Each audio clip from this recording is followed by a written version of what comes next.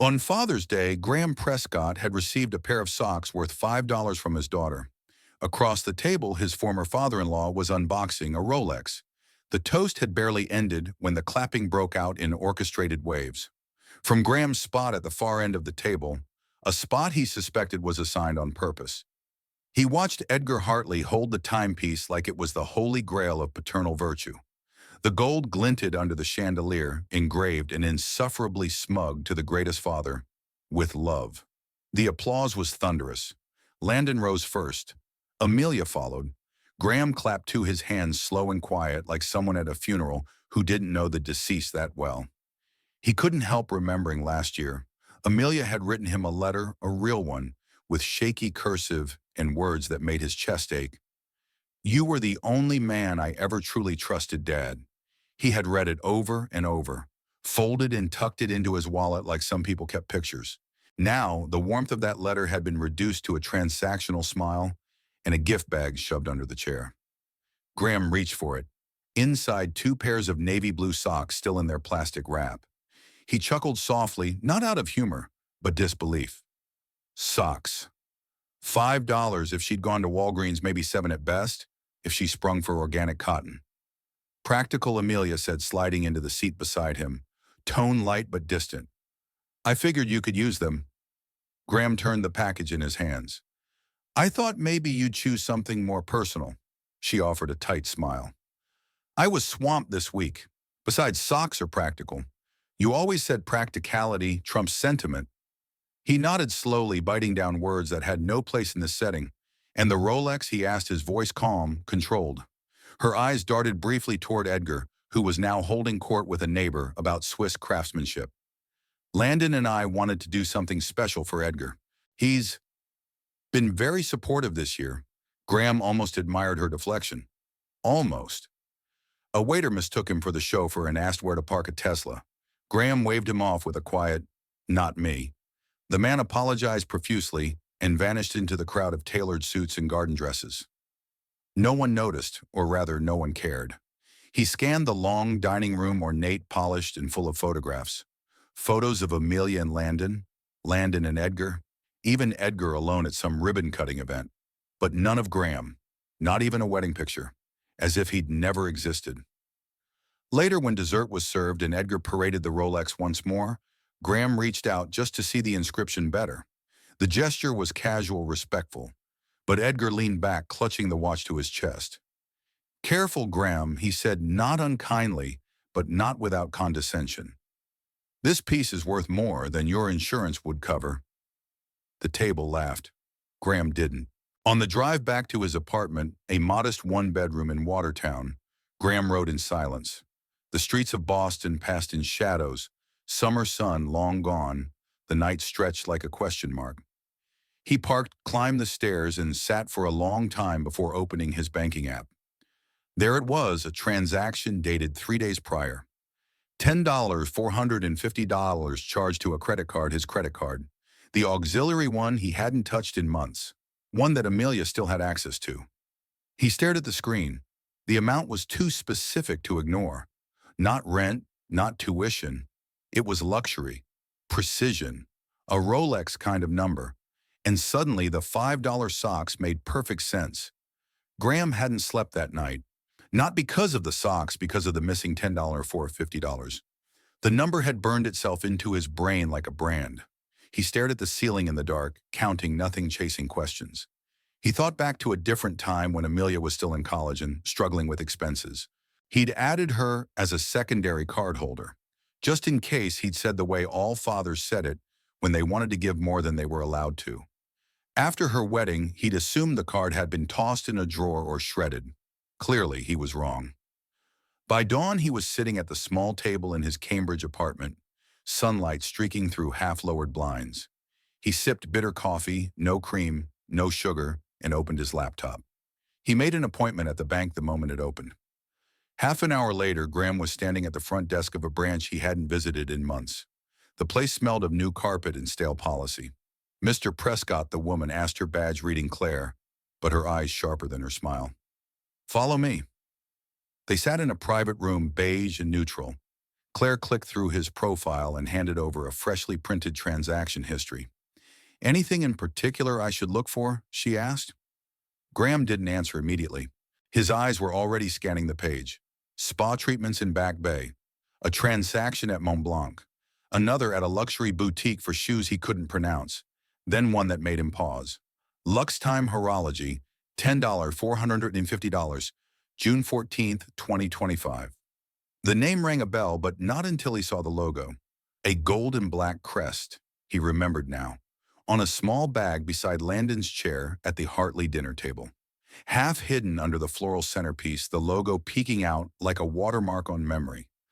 That Rolex. "Can I ask when the last time this card was physically used?" Graham said, his voice even. Claire nodded, typing. "It was a chip and sign transaction. In-store purchase. No sign of fraud, sir. And it was authenticated with the same user pattern on file, which meant someone Amelia knew, or Amelia herself." "Can I get a breakdown of all charges over the last 6 months?" he asked. "You already have it," she said, "but I'll email you the digital record." As he left the bank, someone brushed past him at the door, a woman in a navy suit carrying a leather briefcase, phone pressed to her ear. She nodded politely. Graham didn't know it then, but he'd remember her face. Rachel Whitaker. Back at his apartment, Graham sat down with the paper again. This time he connected dots. Spa day April, luxury shoes May, Rolex June 14th, Father's Day June 15th. He opened the family group photo taken at the dinner Amelia had sent it the night before. Everyone was smiling, everyone but him. He zoomed in. Landon's right hand was resting on a paper shopping bag, crested with that familiar gold and black emblem. He stared at it for a long time, until it no longer looked like just a bag. It looked like a confession. He picked up the phone. Amelia answered after the second ring. "Hey, Dad, everything okay? I just had a strange alert on the card I gave you back in college," Graham said. "The one you still have." A beat of silence. "That card, I haven't used that in ages. There was a $10, $450 charge. Lux Time Horology." "Ring a bell." Her voice tensed. "No, that must be a system error. Maybe someone hacked it. You should freeze it." "I already did," he said. "Just thought you should know." "Right. Of course. Listen, I've got to run." Landon has a call, and I click. He didn't even get a goodbye. Graham stared at the phone, then slowly turned to his laptop. He opened an old email account, one he hadn't touched in years, created back when he used to send himself market research clippings and emergency client backups. It still worked. He created a new folder and titled it Case Internal Theft. File Start, Nasha 101. One by one, he uploaded the transaction screenshots, photos of the bag at the dinner table, cross-matched dates, every breadcrumb he could find. Then he wrote the subject line of the first email to himself, "What they gave him with my money," and he hit send. A week had passed. Not a word from Amelia. No calls, no texts, not even a misfired emoji. But Graham noticed something else. Landon had a new Mercedes, sleek obsidian black with custom plates and an obnoxiously bright dealership tag still dangling from the rearview mirror. The kind of car that turned heads even in Boston's financial district. He spotted it while walking past the parking lot of a boutique law firm in Back Bay. The same one Landon had bragged about wanting an office in someday. The Mercedes was parked front row, basking like a monument to arrogance. Graham paused. In his mind's eye, he saw another car, an old Civic, dented but reliable, the one he'd given Amelia in 2013 when she got her first internship.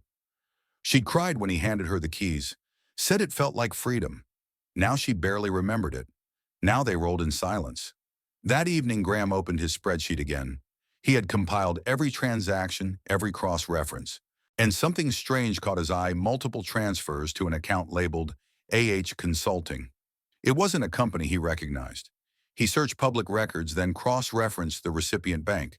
The owner of the account, AH Enterprises LLC, registered just 3 months ago. The manager on file, Landon Hartley, AH, Amelia Hartley. Graham sat back in his chair, breath shallow. It wasn't just extravagance. It was premeditated, systematic. He picked up the phone and dialed the number on a card he'd pocketed a week earlier, Rachel Whitaker-esque. Her office was nestled on the 14th floor of a glass-paneled building overlooking the city skyline. It smelled of mahogany and old paper like trust and battle scars. Rachel greeted him at the door. Late 40s, sharp suit, sharper eyes. She gestured toward a leather chair without small talk. "Start from the beginning," she said. Graham told her everything, from the socks and the Rolex to the silence and the spreadsheet. He handed over printed documents, receipts, email logs, even the photo with the gift bag logo. Rachel listened without interruption. Only once did she raise an eyebrow when he mentioned the amount. $10,450, he repeated. "And that's just one transaction." Rachel leaned forward. "Graham, no one is legally allowed to use your card, even as a secondary holder without your consent. Not for that amount. Not for those purposes. What you're describing could constitute familial financial misappropriation. Depending on the evidence, possibly fraud." He nodded. "I'm not trying to destroy anyone. I just want the truth." She stood pacing slowly. "Then we build a case. Quietly. We'll need surveillance records from the showroom, confirmation of who signed the charge slips, and timestamps for each transaction. Also, I want access logs for the card who swiped where and when. Won't they know I'm investigating?" "Not if you do nothing out loud," Rachel said. "Don't confront them. Don't send angry messages. Not yet. If you want to win, we play for the final act, not the middle one." He looked down at the folder in his lap. "There's more," he said. "I found another charge same day as the Rolex at a private registration office. A new vehicle under Landon's name. Mercedes." He nodded. Rachel's mouth tightened. She returned to her desk and pulled something up on her screen. A moment later, she turned it to face him.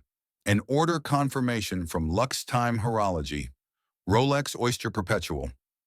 Recipient Edgar Hartley. Paid with a card ending in 5529 his. "They used your card," she said softly, "and registered the gift under someone else's name." Graham leaned back, jaw tight. Rachel poured a second cup of coffee. She handed it to him, then sat down slowly. "This isn't just about recovering your money," she said. "It's about restoring something they thought they could erase." She met his eyes. "You don't just need a refund. You need your dignity back in a way they'll never forget." Graham wasn't going to confront them.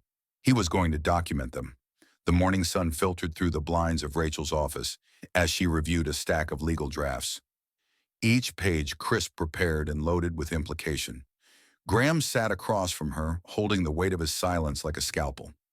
He remembered what Rachel told him days earlier. "You don't need to win with words. We'll win with paperwork." And the first piece of that paperwork led them to the Rolex boutique on Newbury Street. Inside, the showroom gleamed like a jewelry box under stage lighting, glass cases, velvet trays, whispered voices. A sharply dressed associate approached. "Good afternoon. How can we assist you today?" Rachel flashed a confident smile. "We're looking for records related to a specific transaction." She pulled out a paper, a copy of the transaction ID, and the partial card number. The purchase was for an Oyster Perpetual. Date June 14th. The cardholder's name is Graham Prescott. The associate nodded, cautious. "One moment." He disappeared into a back room. When he returned, he carried a folder. "We did have a transaction matching those credentials," he said, "but the item was picked up by someone listed as an authorized user." Graham narrowed his eyes. "Who?" The man hesitated.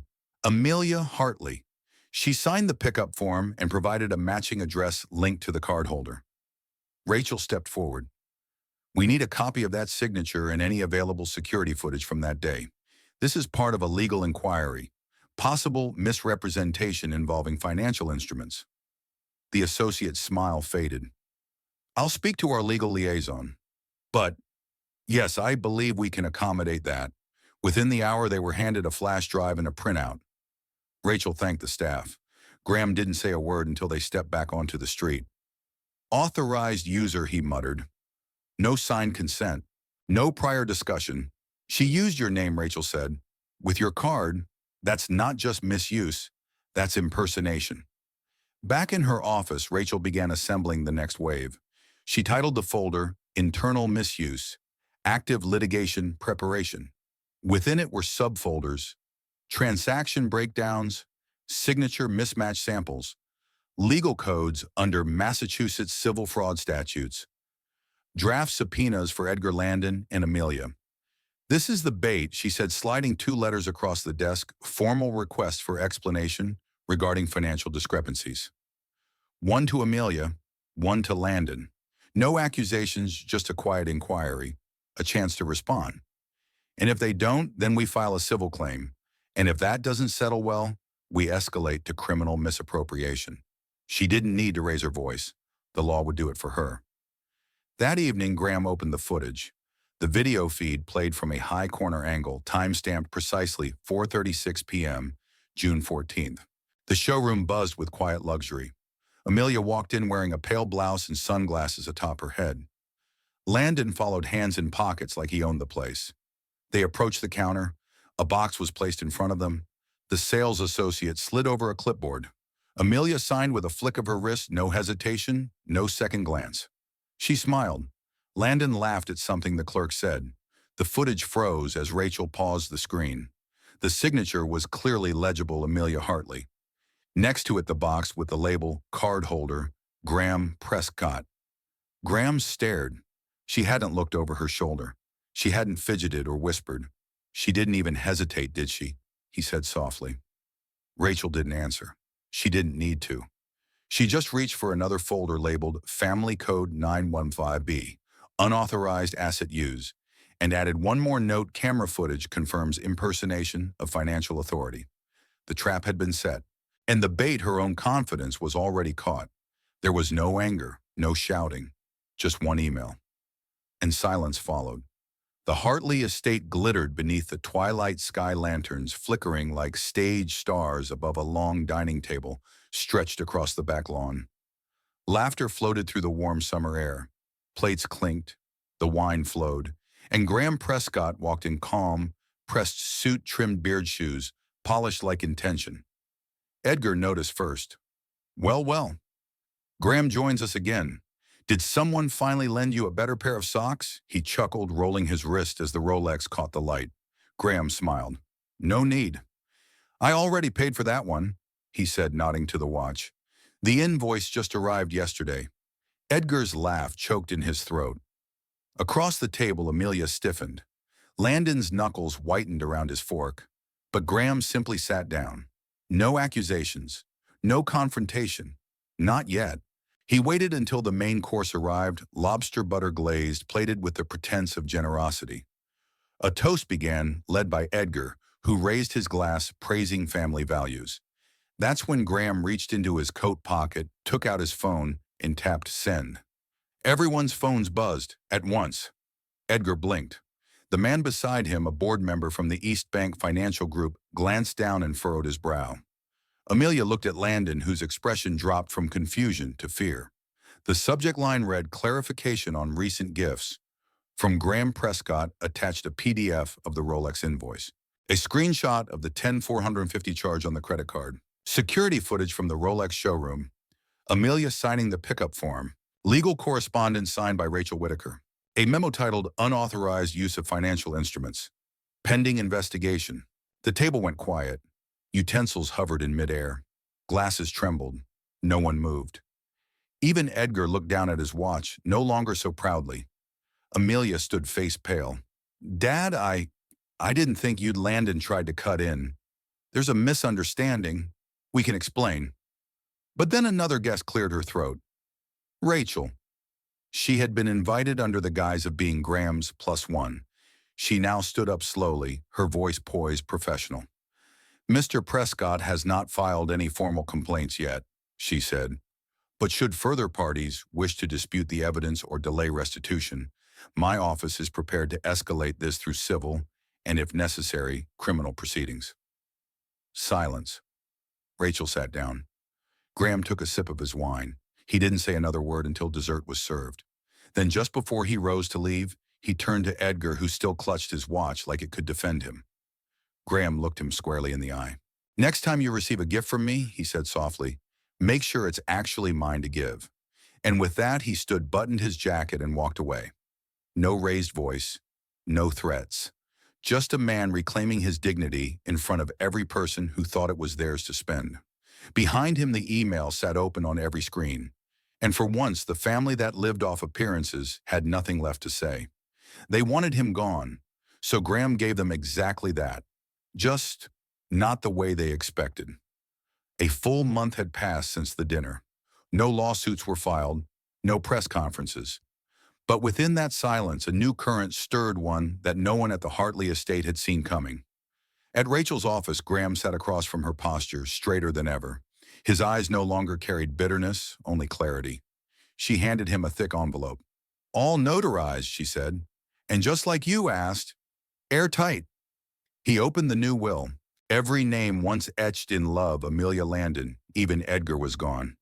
In its place, a foundation, a trust that would fund educational centers for abandoned elderly men, those left behind by the very families they built.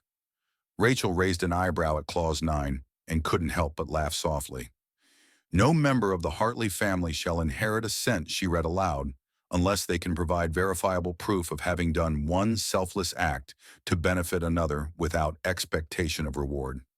She looked up. "You do realize this clause is borderline poetic revenge?" Graham gave a half smile. "It's not revenge. It's insurance." The old Prescott house was sold the following week. A local social enterprise bought it, planning to turn the space into a community co-op. In exchange, they granted Graham honorary equity. His name would be on the wall, not for money, but for meaning. By Friday, a sold sign stood firmly on the manicured lawn. Amelia saw it. So did Landon.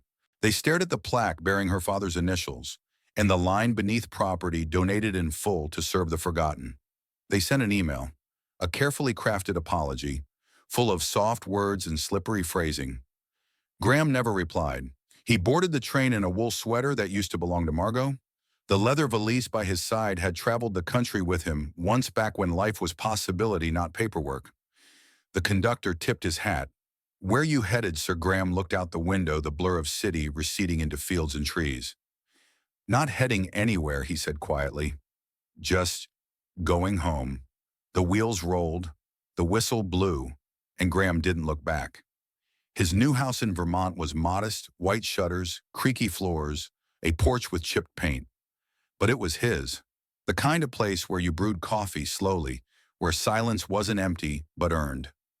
That afternoon, sunlight spilled across the wooden floor as he opened the windows. Then from his coat, Graham took out an envelope, its edges worn from being handled too often. It wasn't addressed to anyone in particular. Just one simple line on the front: "To those who still believe in good fathers." He placed it gently in the wooden mailbox by the window. Not to be sent, not to be read, just to exist. Because Graham Prescott didn't need their validation anymore. He had already written the final word. The train never looked back, and neither did Graham Prescott. After a quiet war fought with records, not rage, he left behind not only a fractured family, but the need for their approval. Justice, after all, doesn't always come with noise. Sometimes it arrives on silent tracks and changes everything. No wall of lies can stand forever against the tide of truth. And perhaps standing up today means you'll never again have to bow to injustice tomorrow.